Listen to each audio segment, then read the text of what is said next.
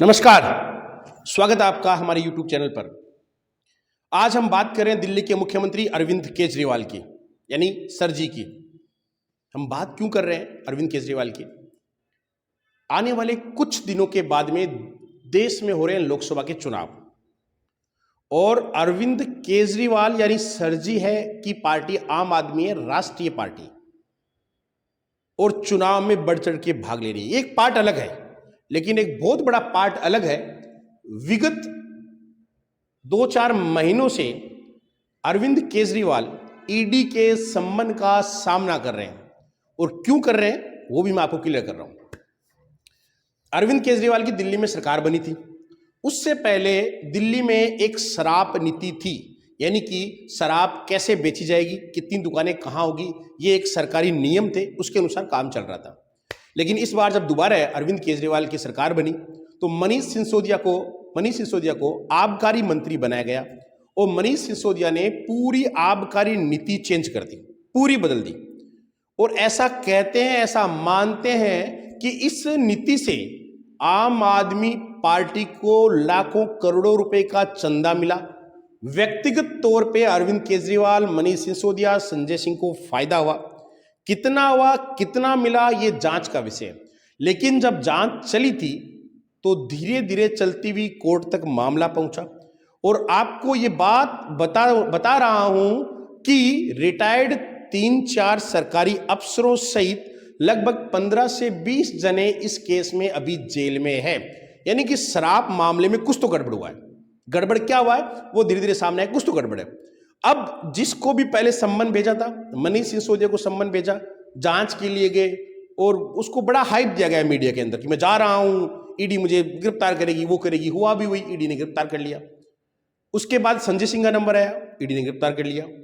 अब अरविंद केजरीवाल को ईडी यानी कि इंफॉर्मेशन डायरेक्टरेट 8 बार सम्मन भेज चुकी है कि आप पूछताछ के लिए हाजिर हो।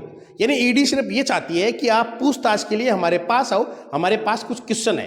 एक बात मैं और चीज यहां क्लियर कर देता हूं कि लगभग 8-10 महीने पहले लगातार 50 घंटे के आसपास अरविंद केजरीवाल से ईडी पूछताछ कर चुकी थी। अब उनको कुछ नया सबूत मिला है या कोई नई जानकारी हाथ में आई है, उसके आधार पर अरविंद केजरीवाल से क्रॉस पूछताछ करनी चाहती है। और अरविंद केजरीवाल को बार बार तारीख पे 8 बार ईडी ने सम्मन दिया कि आप हाजिर हो। अरविंद केजरीवाल कहते हैं कि इनका सम्मन गैर कानूनी है, मैं नहीं जाऊंगा।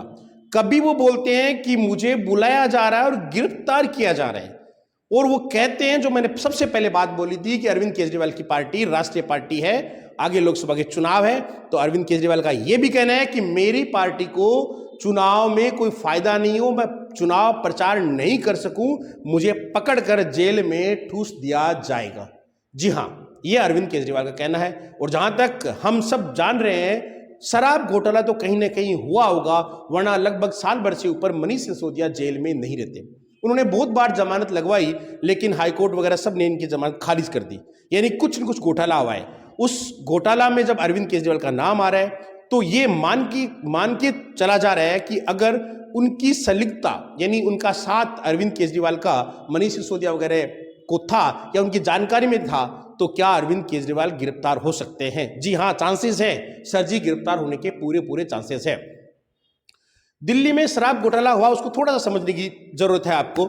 दिल्ली के अंदर लगभग 32 जोनों के अंदर बांटा गया, तो प्रत्येक जोन में 27 दुकान लगाने की परमिशन सरकार द्वारा दी गई, जिसमें पहले क्या होता था कि लगभग 60% दुकानें सरकारी होती थी, 40% दुकानें प्राइवेट को दी जाती थी, शराब की दुकानें।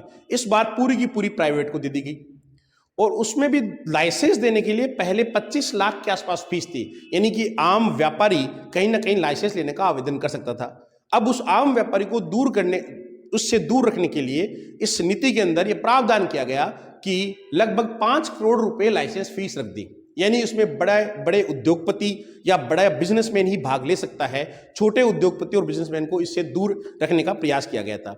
इस तरह से बड़े उद्योगपतियों की एंट्री हुई, उनको टैक्स में फायदा दिया गया, और अनेक तरह की छूटों का प्रावधान करके इनको लाभ दिया गया। और उस लाभ का प्रभाव यह रहा कि आम आदमी पार्टी को करोड़ों अरबों रुपए का चंदा मिला। अरबों तो नहीं कहूंगा, करोड़ों रुपए का चंदा मिला। अब ये बात जांच का विषय है कि कितने रुपए का चंदा हुआ। उससे पहले 2-3 घोटालों में भी आम आदमी पार्टी का नाम आया था।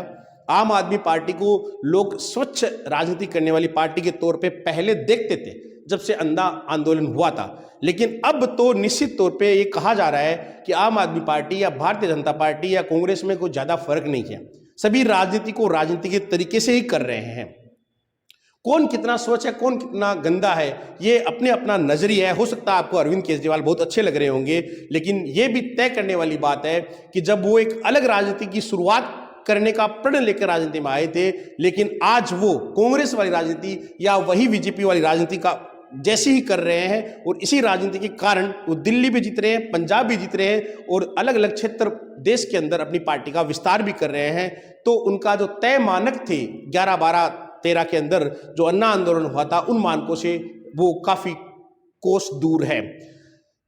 फिलहाल अरविंद केजरीवाल जेल जाएंगे या नहीं जाएंगे ये हम आप पे ही छोड़ते हैं, लेकिन ये तय है कि ईडी के सामने उनको पेश होना पड़ेगा, कि वीडियो कॉन्फ्रेंसिंग के थ्रू पेश हो या सीधे जाकर पेश हो। ईडी ने अब कोर्ट के अंदर अप्लाई किया है कि 8 बार सम्मन देने के बाद में भी अरविंद केजरीवाल हाजिर नहीं हुए।